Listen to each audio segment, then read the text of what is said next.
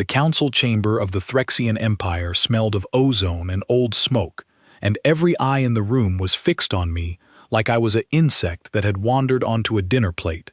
I stood alone at the center of a circular platform, surrounded by 11 towering figures in ceremonial armor, their skin the color of dark iron, their eyes glowing faint violet in the dim light. I was the only human in a room built for giants, and I had come to tell them something they did not want to hear. "Do not attack Earth," I said. The words hung in the air for a moment, before the largest of them, a broad-shouldered official named Grand Marshal Vokar Thren, let out a sound that might have been a laugh in his language. The others followed, low, rolling, mocking laughter that echoed off the metal walls. "You are a diplomat from a species with no fleet," Vokar said, his translator device buzzing slightly out of sync with his mouth. "No known weapon that concerns us. No allies among the greater houses. And you stand here, alone, and tell us what we may or may not do." I did not flinch. I had expected this. Every scout report the Empire had ever filed on Earth said the same thing: primitive, fractured, technologically behind, a curiosity at best. They had no idea what they were dealing with, and honestly, I understood why. From orbit, humanity looked like exactly what they assumed: small ships, slow engines, countries that still argued over borders and fishing rights. What they could not see, what no scout ship could ever capture in a single sensor sweep, was 200,000 years of struggle written into our bones. "I am not asking your permission," I said. "I am giving you a warning, because it is the courteous thing to do before something terrible happens. My name is Elias Voss. I represent the human delegation to the Galactic Concord, and I am telling you, plainly, that if your fleet moves towards Sol, you will regret it." Another wave of laughter. One of the council members, a thinner figure with a ceremonial collar of woven metal, leaned forward. "Regret it how, small one? Will your farmers throw stones at our warships? Will your poets recite verses until we surrender from boredom?" I let the laughter die down on its own. I had learned, over 3 years of dealing with alien diplomacy, that silence unsettles people more than argument ever could. When the room was quiet again, I spoke slowly. "You have scouted us for 40 years, I said. "You have watched our wars, our politics, our disagreements, and you have concluded that we are weak because we fight among ourselves. I would ask you to consider a different explanation. We fight among ourselves because we have not yet needed to stop. When we do need to stop, we always have. Every time, without exception." Vokar's violet eyes narrowed. He did not like being lectured, and I did not blame him. Empires that have existed for 11,000 years rarely enjoy being told anything by a species barely out of its own atmosphere. "You speak of history, you assume we have not studied," he said. "We have studied Earth carefully, Ambassador Voss. We have watched your world wars, your revolutions, your endless cycles of violence and recovery. We see nothing there to fear. We see a species that destroys itself efficiently and then rebuilds, slower each time, weaker each time." "That is where you are wrong," I said. "We do not rebuild weaker. We rebuild faster, and each time, we carry forward everything we learned. You have watched our conflicts and mistaken exhaustion for decline. We are not exhausted. We are patient. There is a difference, and it is a difference that has ended the ambitions of far greater threats than the ones your scouts have written reports about." The chamber fell into an uneasy quiet. I could see, in the flicker of glances between council members, that some of them were listening. Not many, but some. Empires rarely survive for 11,000 years without at least a few members capable of caution. "You have come a very long way, Ambassador," said a council member near the back, an older figure with faded markings across her jaw, her voice softer than the others. "Alone, with no escort, no fleet standing behind you, to tell us not to do something we have already decided to do. That takes either great courage or great foolishness." "Perhaps both," I said, "but I did not come to convince you with threats.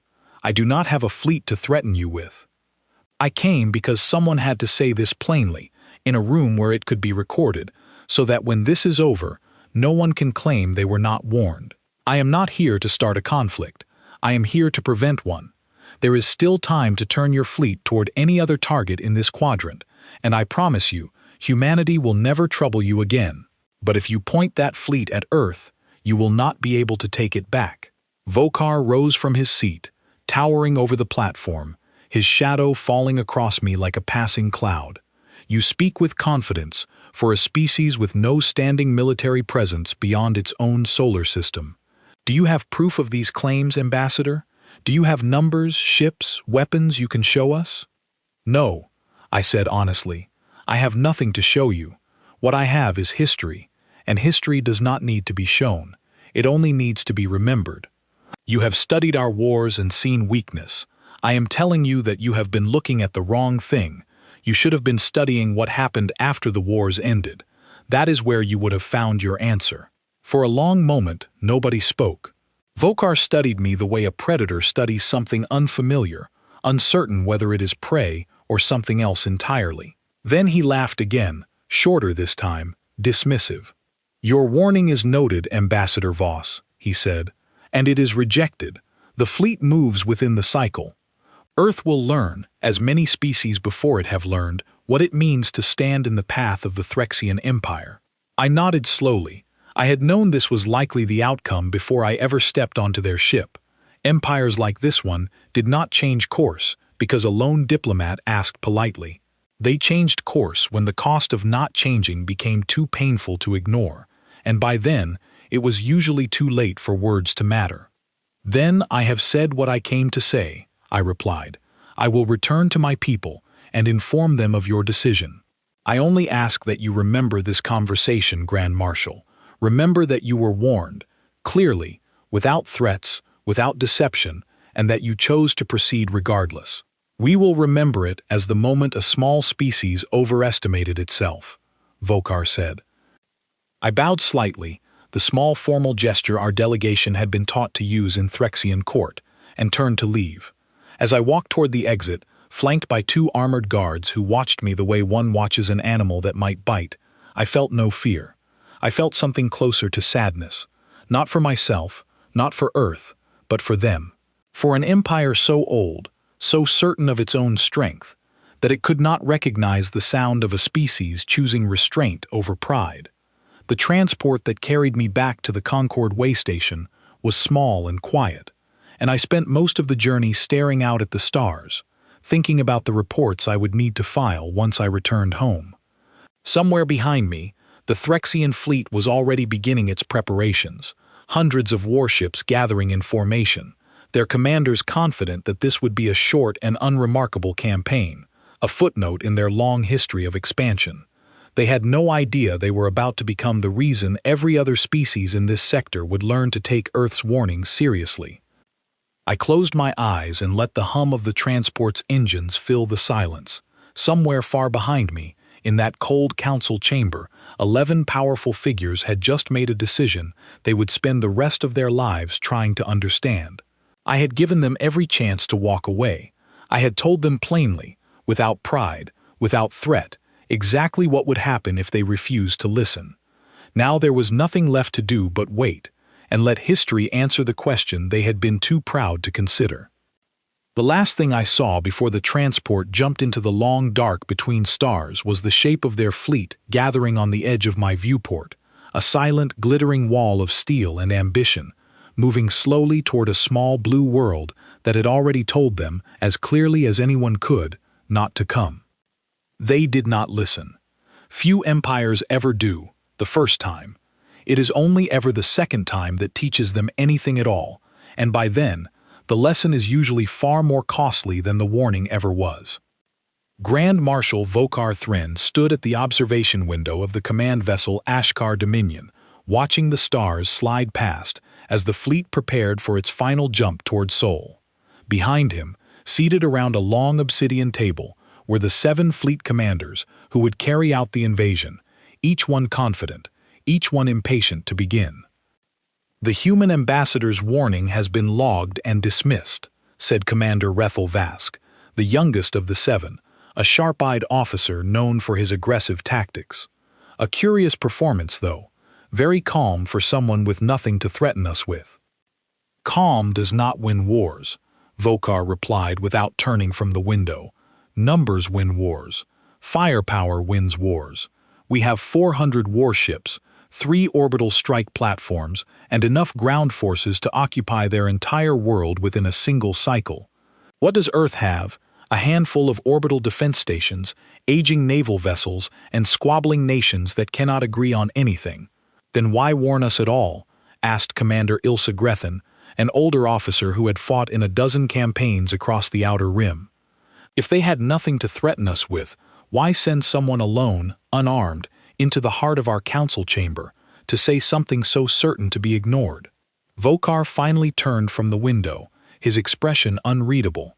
Pride, perhaps, or ritual. Some species insist on formal warnings before conflict, even when they know they cannot back them up. It is a custom, nothing more. Do not read strategy into empty gestures. Ilsa did not look entirely convinced, but she said nothing further. She had learned, over her long career, that questioning the Grand Marshal too openly rarely ended well, even when her instincts told her something was wrong. And something about the human ambassador's calm had unsettled her more than she wanted to admit. "I was aboard the Concord observer vessel Halcyon Reach, 3 jumps behind the Threxian fleet, watching their formation through long-range sensors alongside Dr. Nora Fenwick, our lead intelligence analyst, and Captain Edward Sinclair, the officer in charge of our small monitoring crew. The 3 of us had spent the last several hours reviewing sensor data, trying to estimate the size and strength of what was coming. 400 warships," Nora said quietly, reading from the display in front of her. "That is significantly more than our last estimate. They are not taking any chances." "They never do on a first strike," I said. "The Threxians believe in overwhelming force. It has worked for them for 11,000 years. Every species that has ever stood against them has either surrendered quickly or been destroyed." Edward leaned back in his chair, arms crossed. "And they think we will be the third option. Quick surrender." "They think Earth is exactly what their scouts reported," I said. "Divided, technologically limited, unprepared for a real war. From what they can see, they are not wrong. What they cannot see is what happens after the first shot is fired." Nora looked up from her console. "You really believe the defense grid will hold?" I thought carefully before answering. The truth was, nobody knew for certain. Earth's defense network had been built quietly over the last 2 decades, funded by every nation on the planet in a rare moment of unified purpose after our first real contact with a hostile species years earlier. It had never been tested against a force of this size. But it had been built by people who understood, better than almost anyone else in this galaxy, what it meant to prepare for a war you hoped would never come. "I believe humanity does not build things halfway," I said. "Whatever they find waiting for them at Sol, it will not be what their scouts described."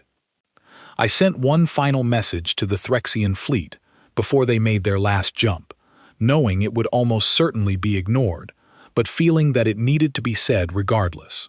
It read simply, "This is your last opportunity to turn away.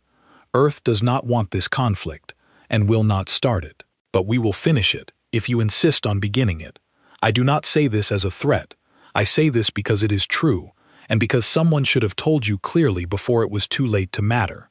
The response came back within minutes, delivered not by Vokar himself but by a junior communications officer, brief and dismissive. "The fleet proceeds as planned. Your warning is acknowledged and rejected a second time."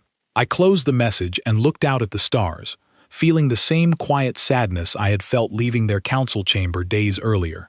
Some choices, once made, cannot be unmade. The Threxian Empire had just made one of those choices, and there was nothing left for any of us to do but watch it unfold. Aboard the Ashkar Dominion, preparations continued through what the Threxians called the final cycle before contact. Commander Rethel Vask walked the lower decks, inspecting strike craft and reviewing deployment schedules with his usual sharp efficiency. He found Commander Ilsa Grethen standing alone near one of the observation ports, staring out at the stars with an expression he had rarely seen on her before. "Something troubling you, Commander?" he asked. Ilsa did not turn immediately. "Have you ever studied human history, Rethel? Truly studied it, beyond the summary reports our scouts filed? Enough to know they fight each other constantly and have never developed anything resembling a unified military doctrine," he said. "Why do you ask?" "Because I read something in an old archive 3 cycles ago," she said. "A record from a diplomat who visited Earth a generation before our scouts ever reached their system.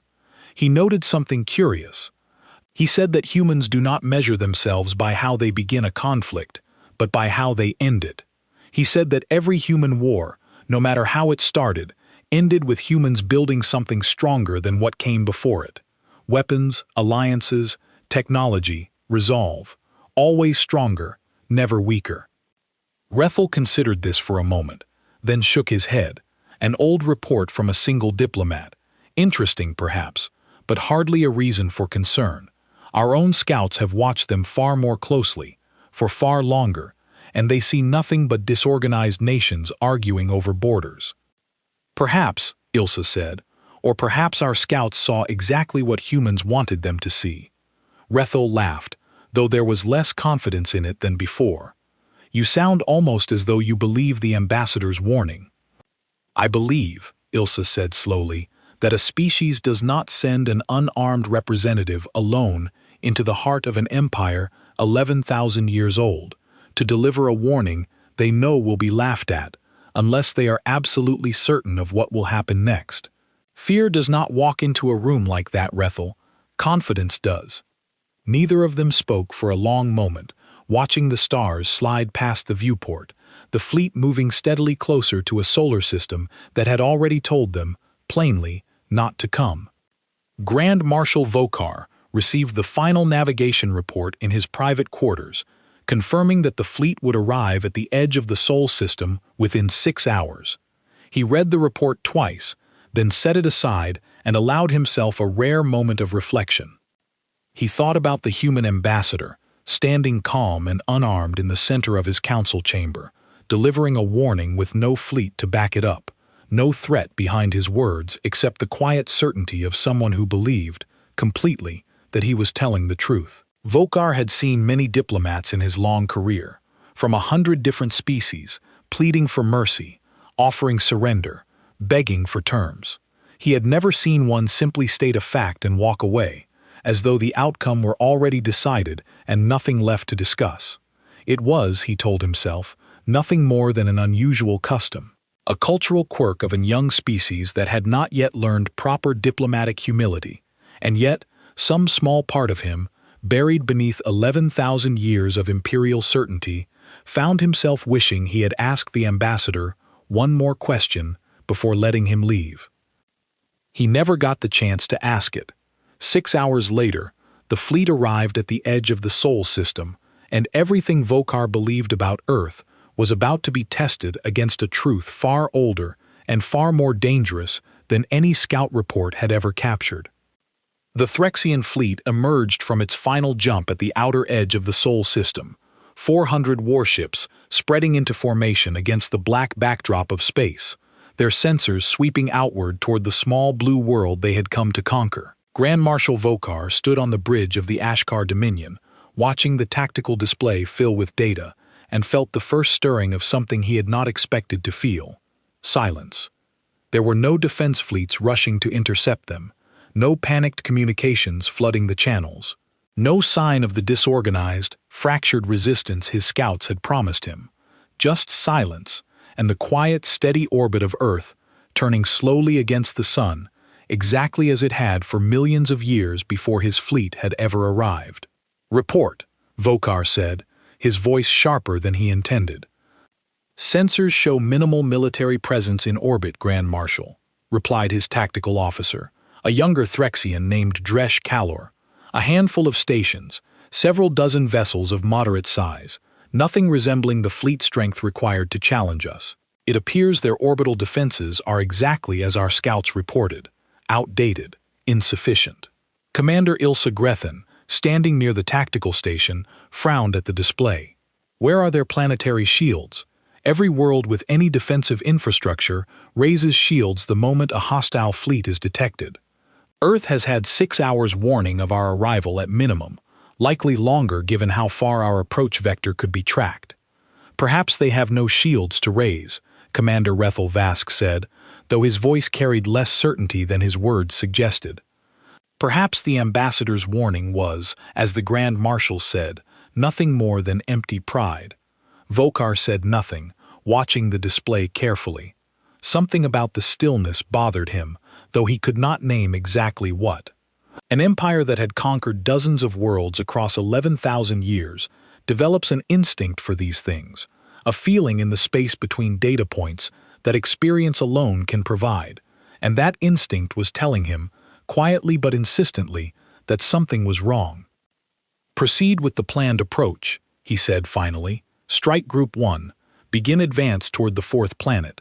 Strike Group 2, hold position as reserve. If this is truly all the defense Earth has prepared, we will have their capital under our control within 1 cycle." The order was given, and 200 warships began their slow, confident advance toward Earth, closing the distance across the dark expanse of the outer system. Vokar watched the display, waiting for some sign of resistance, some indication that the human ambassador's warning had meant anything at all. For the first hour, nothing happened. Then, as Strike Group 1 crossed the orbit of the outer planets, the sensors began to register something unexpected. Small objects, scattered across the system in a pattern too precise to be natural debris, activating in sequence as the fleet passed. Not weapons platforms, not visible ships, just quiet, coordinated bursts of energy signatures that bloomed and faded like distant lights across the dark. What was that? Vokar demanded. Dresh Kalor studied his console, confusion evident in his voice. "Unknown, Grand Marshal. Energy signatures consistent with some form of sensor activity, though nothing we have catalogued before. They do not appear to be weapons fire. No damage reported to any vessel in Strike Group 1. Then what purpose could they serve?" Ilsa asked, though even as she said it, a cold realization was beginning to settle over her. I watched the same data from the Halcyon Reach, standing beside Nora Fenwick as she monitored the readouts with a small, tight smile forming at the corner of her mouth. "They just walked through the outer picket line," she said quietly. "The what?" Edward asked, leaning over her shoulder. "The outer picket line," I explained. "A network of passive sensor drones scattered across the system years ago, designed to do exactly one thing. Watch, measure, learn. Every ship in that fleet has now been scanned, catalogued, and mapped down to its engine signature and hull composition. They think they just crossed empty space. What they actually did was hand us a complete tactical profile of their entire invasion force." Nora nodded slowly. "And they have no idea." "They will," I said, "soon enough." Aboard the Ashkar Dominion, the strange readings were quickly dismissed as an anomaly, some quirk of human sensor technology too primitive to properly interpret. Vokar ordered the advance to continue, and Strike Group 1 pressed onward, crossing into the inner system where Earth's true defenses, whatever they were, would finally reveal themselves. They did not have long to wait. As the fleet approached the orbit of the 4th planet, a lone human vessel emerged from behind one of its small moons, its design unlike anything in the Threxian archives. Sleek, dark, moving with a precision that suggested far more sophisticated engineering than any scout report had ever indicated. It made no attempt to flee, no attempt to hide. It simply held position, watching the approaching fleet, the way a hunter watches prey it has already decided is not worth chasing. "Identify that vessel," Vokar ordered. "Unable to match it to any known human design, Grand Marshal," Dresh Kalor replied, a note of unease creeping into his voice.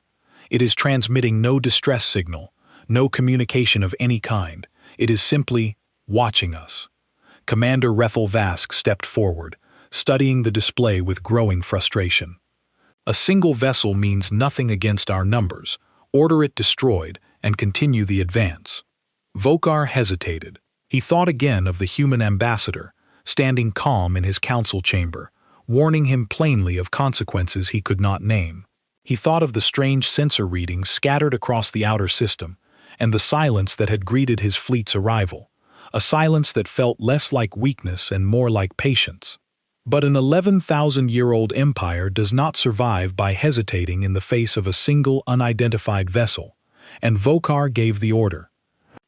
Destroy it. 3 warships broke formation and opened fire, their weapons lighting up the dark space around the lone human vessel with concentrated energy blasts. For a moment, everyone on the bridge of the Ashkar Dominion watched in silence, expecting the immediate destruction of their target. The vessel was not destroyed. Instead, it moved, faster than anything in the Threxian fleet's tactical database suggested was possible, sliding between the incoming fire with a precision that seemed almost effortless. It did not return fire. It did not flee toward Earth for protection. It simply repositioned, watching, gathering data, and then, without warning, vanished into a cloaking field that left the 3 warships firing uselessly into empty space. Silence fell over the bridge of the Ashkar Dominion. "Report," Vokar said, his voice tight. "The vessel is gone, Grand Marshal," Dresh Kalor said quietly.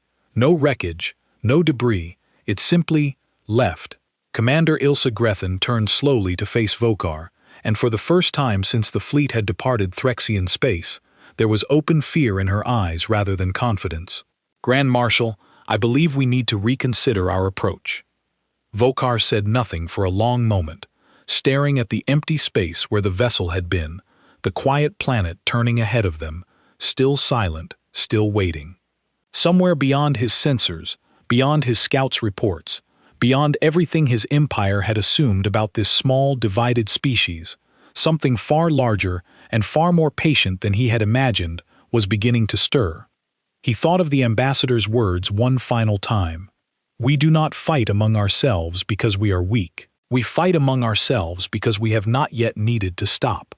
For the first time since arriving at Seoul, Grand Marshal Vokar Thren understood, with a cold certainty settling deep in his chest, that Earth had needed to stop the moment his fleet crossed into its system, and that whatever came next would not resemble the swift, easy conquest his scouts had promised him at all.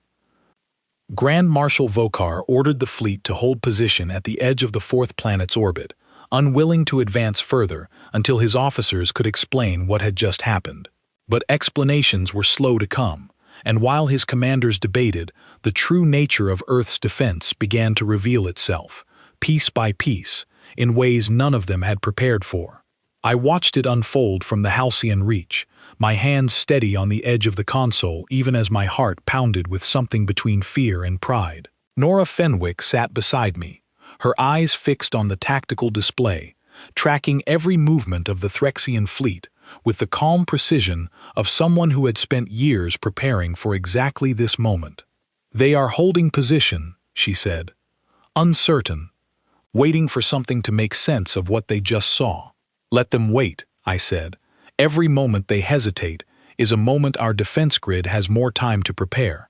Captain Edward Sinclair leaned forward, studying the readouts with a frown. "How long has this been in place?" "The cloaking technology, the sensor network, all of it. I have been briefed on our defense capabilities and I did not know we had anything like this." "Not everyone did," I said. "That was rather the point. 20 years ago, after our first hostile contact, every nation on Earth agreed to something remarkable. Total cooperation, total secrecy, and total commitment to a single defense project, funded quietly, built patiently, tested rigorously, and never once mentioned publicly. Not to reporters, not to other governments observing from a distance, not even to most of our own military personnel. Only a small number of people ever knew the full scope of what we built." Nora glanced at me. "You knew. I helped write the diplomatic framework that allowed nations to share resources without political interference," I said. "I never saw the engineering specifications. I did not need to. I only needed to know it existed, and that it would be ready when the day came that someone like Grand Marshal Vokar decided to test us." Aboard the Ashkar Dominion, the debate among Threxian commanders had grown tense. Commander Rethel Vask still argued for a full advance, insisting that a single unusual vessel proved nothing about Earth's overall capability. Commander Ilsa Grethen argued for caution, pointing to the sensor network scattered across the outer system and the strange, precise movements of the cloaked vessel that had evaded their combined firepower without effort. "We have committed 400 warships to this campaign," Vokar said finally, silencing the argument. "We will not retreat because of a single unusual encounter. Advance Strike Group 1 toward the planet, full formation. If Earth has any true defense, let it show itself now, so we may understand what we are truly facing." The order was given, and 200 warships pressed forward, moving from the edge of the fourth planet's orbit toward the blue world at the center of the system. This time, Earth did not remain silent. As the fleet crossed the orbital threshold marked by our outer defense grid, hundreds of small automated platforms activated simultaneously, revealing themselves not as sensor drones but as coordinated strike systems, each one calculating firing solutions with a speed and precision drawn from decades of refined military doctrine. They did not fire on the entire fleet at once. They targeted specific vessels, ones identified through the earlier scans as command ships, supply vessels, and strategic support craft, striking with a coordinated efficiency that stunned even the Threxian officers watching helplessly from their bridges. "They are targeting our support vessels specifically," Dresh Kalor said, his voice rising with alarm. "Not our warships, our supply lines, our repair vessels, our long-range communication relays." Vokar's jaw tightened. "They are trying to isolate us." "They are succeeding," Ilsa said grimly. I watched the tactical display with a strange mixture of relief and solemn understanding. Humanity had spent centuries learning, through terrible cost, that wars are rarely won through brute force alone. They are won through strategy, through patience, through understanding an enemy's weaknesses, before revealing your own strengths. Every conflict our species had ever endured, from ancient tribal disputes to the great wars that had nearly destroyed entire continents, had taught us the same painful lesson over and over. Strength without strategy is simply waste, and strategy without patience is simply luck. The defense grid did not attempt to destroy the Threxian fleet outright. It could not against 400 warships, not in a single engagement. Instead, it did something far more effective. It began, methodically and precisely, to dismantle the fleet's ability to sustain a prolonged campaign, striking supply lines, disabling communication relays, and forcing the Threxian commanders to divert resources toward defending vessels that had never been designed for direct combat. "Grand Marshal, we are losing coordination across 3 squadrons," Dresh Kalor reported, his voice tight with tension. "Communication relays are being jammed selectively. We cannot maintain formation." Vokar stared at the display, watching his once perfect formation begin to fracture under pressure that came not from overwhelming force, but from precise, patient calculation. He thought again of the ambassador's words, and for the first time, he understood them not as arrogance, but as simple truth. "Order Strike Group 2 to advance," he said. "We need reinforcement before this fractures further." But as Strike Group 2 moved to close the gap, they found themselves navigating through the asteroid field surrounding the fourth planet's smaller moons, a natural obstacle that Earth's defense grid had clearly anticipated and prepared for long before the Threxian fleet had ever arrived. Gravity anchors, hidden among the asteroids, subtly altered the natural drift of debris, creating shifting fields of collision hazards that no standard navigation system could fully predict. Ships that should have passed through easily found themselves forced to slow, to maneuver carefully, buying precious time for the defense grid to continue its methodical dismantling of the fleet's cohesion. "This is not primitive technology," Ilsa said quietly, almost to herself. "This is centuries of accumulated military doctrine, applied with patience and precision, far beyond anything our scouts ever reported." Vokar did not answer immediately. He was watching his fleet, once a symbol of overwhelming imperial strength, being slowly, deliberately unraveled by an enemy that had never fired a single shot at his flagship, had never directly engaged his most powerful vessels, and yet was winning, piece by piece, exactly the kind of war it had chosen to fight. Aboard the Halcyon Reach, I allowed myself a small, tired smile as I watched the tactical display shift in our favor. Nora glanced at me, curiosity in her eyes. "You do not seem surprised," she said. "I am not," I said. "This is what humanity does. We do not seek conflict, and we do not celebrate it when it comes. But when it arrives, uninvited, at our door, we respond with everything we have learned across every terrible mistake our species has ever made. Every war we have fought against each other has become, in some strange way, a lesson we carried forward for exactly this moment. We are not fighting the Threxian Empire with new technology alone. We are fighting them with the accumulated memory of every conflict we have ever survived." Edward frowned slightly. "That sounds almost sad." "It is," I admitted. "There is nothing to celebrate in this. We would have preferred, more than anything, for Grand Marshal Vokar to have listened when I warned him. We do not want this war. We never wanted it. But we built our defenses not out of aggression, but out of the certainty that someday, someone would test us exactly this way, and we could not afford to be unprepared when it happened." The battle continued for hours, the Threxian fleet slowly losing cohesion under the patient, calculated pressure of Earth's defense grid, while Grand Marshal Vokar watched his once confident campaign begin to collapse into confusion and desperation. Strike group commanders reported losses not from direct destruction, but from isolation, from ships stranded without support, without communication, without the coordinated strength that had made the Threxian Empire feared across 1,000 worlds. By the time the first full cycle of the engagement drew to a close, nearly a third of the invasion fleet had been rendered ineffective, not destroyed outright, but crippled beyond immediate use, drifting without power, without weapons, without the ability to continue the fight. Grand Marshal Vokar stood on the bridge of the Ashkar Dominion, staring at a tactical display that no longer showed the overwhelming advantage he had commanded only hours earlier, and understood, with the cold clarity of a lifetime of military experience, that he had walked his fleet directly into a trap centuries in the making. "Grand Marshal," Ilsa said quietly, "what are your orders?" Vokar was silent for a long moment, watching the wreckage of his confidence scattered across the tactical display like broken promises. Finally, he spoke, his voice heavy with a realization he could no longer avoid. "Signal a full withdrawal," he said. "We will not win this engagement through force alone. We need to reconsider everything we believed about this world before we lose everything we brought here to prove it wrong." The order to withdraw came too late for many of the vessels already crippled and scattered across the outer system, and by the time the surviving Threxian fleet regrouped at the edge of Sol, Grand Marshal Vokar Thren had lost nearly half the force he had brought to conquer a world his own scouts had assured him would surrender without a fight.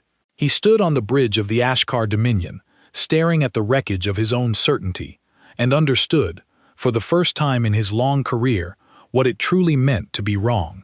I watched the retreating fleet from the Halcyon Reach, feeling no satisfaction in what I saw, only a quiet, tired relief that the worst had finally passed. Nora Fenwick stood beside me, studying the tactical display with a solemn expression. "They are requesting a formal communication channel," she said, "directly with you, Ambassador." I was not surprised. I had expected this moment since the day I first stood in that council chamber and delivered a warning nobody wanted to hear. I nodded, and Edward Sinclair opened the channel, patching the transmission through to my console. Grand Marshal Vokar appeared on the display, his once proud bearing now marked by something closer to exhaustion. Behind him, I could see Commander Ilsa Grethen standing quietly, her expression unreadable, and I noted the absence of Commander Rethel Vask, who I would later learn had been among the officers lost when his strike squadron became isolated during the engagement. "Ambassador Voss," Vokar said, his voice heavy, "I owe you an acknowledgement I did not believe I would ever need to offer." "You do not owe me anything, Grand Marshal," I said. "I only ask that you remember this moment and carry it forward, so that no other species need suffer the cost of a lesson you have already learned so thoroughly." Vokar was silent for a long moment, studying me through the transmission with an expression I had not seen from him before, something closer to genuine curiosity than imperial pride. "You knew this would happen," he said finally. "Not merely suspected. Knew, with certainty, exactly as you claimed in my council chamber." "I did," I said honestly. "Not because I wished for it, Grand Marshal. I have spent 3 years working toward peaceful relations between Earth and the greater houses of this galaxy. I did not want this outcome. I warned you plainly because I hoped, sincerely, that you would listen and that none of this would ever need to happen. And yet you sound almost regretful, despite your victory," Vokar said. "Because it is not a victory in any sense worth celebrating," I said. "We lost people today too, Grand Marshal. Soldiers, engineers, pilots who spent years preparing for a war, none of them wanted to fight. Every life lost today, on both sides, was a life that did not need to be lost, if only this conversation had happened differently in your council chamber 3 cycles ago." Vokar lowered his gaze briefly, and when he looked back up, something in his expression had shifted, softened, as though the weight of 11,000 years of imperial certainty had finally cracked under the pressure of a truth he could no longer deny. "I will carry your warning back to the full council," he said, "and I will make certain that no one who hears my report ever again mistakes Earth's restraint for weakness." "Thank you," I said simply.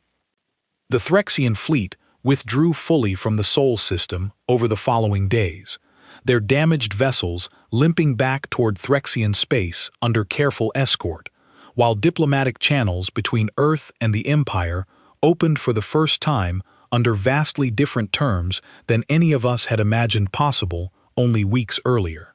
Grand Marshal Vokar requested a formal meeting before the full Threxian Council, insisting that the ambassador who had warned them so clearly be present to speak once more, this time to an audience far more willing to listen. I stood again in that same council chamber weeks later, the same 11 figures seated around me, though their expressions bore none of the mocking amusement I had encountered during my first visit. Grand Marshal Vokar stood at the center of the platform beside me this time, rather than towering over me from his seat, a small gesture that carried more meaning than any formal apology could have offered. "Ambassador Voss came to this chamber 3 cycles ago and warned us plainly," Vokar said to the assembled council. "He asked for nothing. He threatened nothing. He simply told us the truth, and we chose, out of pride and certainty built across 11,000 years, to ignore him. That choice cost us dearly, and I stand before you today to ensure that no future council makes the same mistake."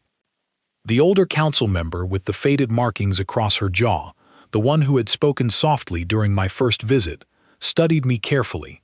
"Ambassador, you told us then that we had misunderstood something fundamental about your species. I would ask you now, in this chamber, to explain plainly what that misunderstanding was, so that it may be recorded and remembered."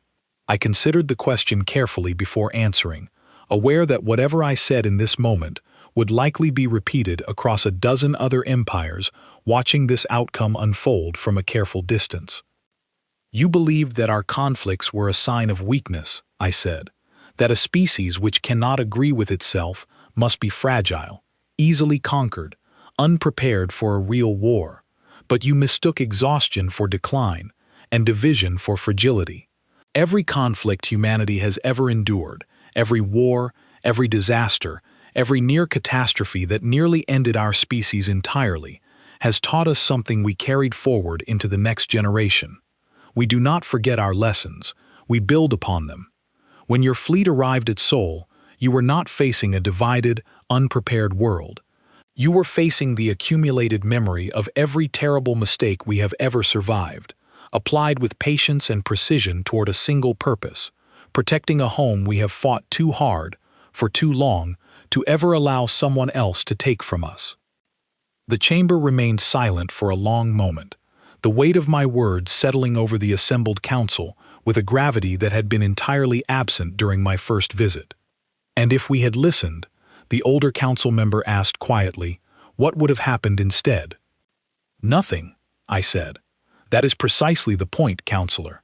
If Grand Marshal Vokar had turned his fleet away when I first delivered this warning, nothing at all would have happened.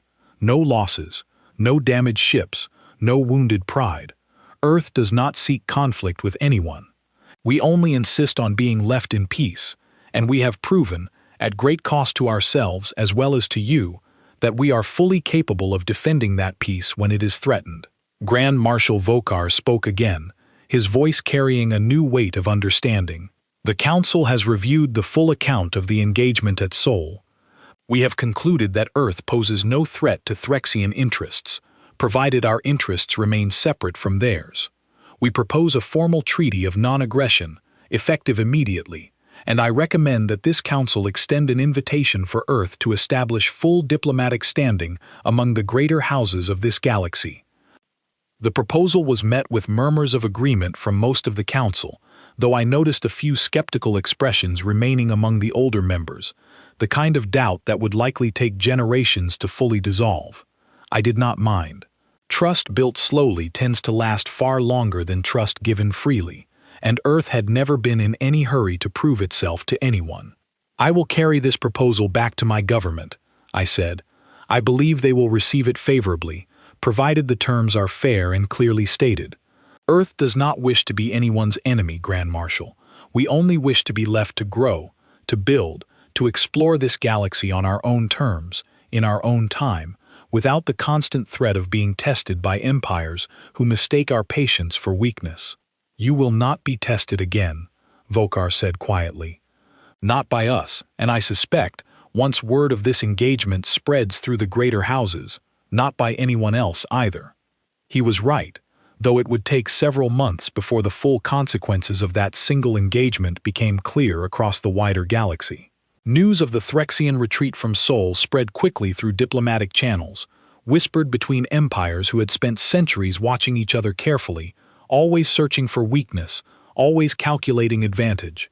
Earth, once dismissed as a curious, primitive world of little consequence, became something else entirely in the eyes of the greater houses. Not a conquering power seeking to expand its influence, not a fractured, disorganized collection of squabbling nations, but something far more unusual and far more unsettling to established empires accustomed to easy conquest. A species that asked for nothing, threatened no one, and yet had proven, decisively and without unnecessary cruelty, that it could not be taken by force. I returned to Earth months later, standing once more on familiar ground, watching the sun set over a planet that had nearly become the latest conquest in an ancient empire's long, unbroken history of expansion. Instead, it had become something else. A quiet warning, whispered carefully between empires who had learned, through the costly mistake of one overconfident fleet, that some worlds are worth leaving in peace. I never forgot the conversation in that council chamber, the calm certainty with which I had delivered a warning nobody wanted to hear, and the quiet sadness of watching it, ignored regardless. But I also never forgot the lesson that followed, one that would echo across the galaxy for generations to come. Humanity does not seek conflict, does not celebrate victory, and does not forget the cost of every life lost defending something worth protecting. We ask only to be left in peace, and we have proven, clearly and without exception, exactly what happens to those who mistake that request for weakness. Somewhere across the vast darkness between stars, other empires were watching Earth carefully now, recalculating everything they thought they understood about a small, quiet world that had once been so easily dismissed. They would not make the same mistake the Threxian Empire had made, not because Earth had threatened them, but because Earth had never needed to. The warning had always been enough. It simply took one empire's costly mistake to teach the rest of the galaxy to finally listen.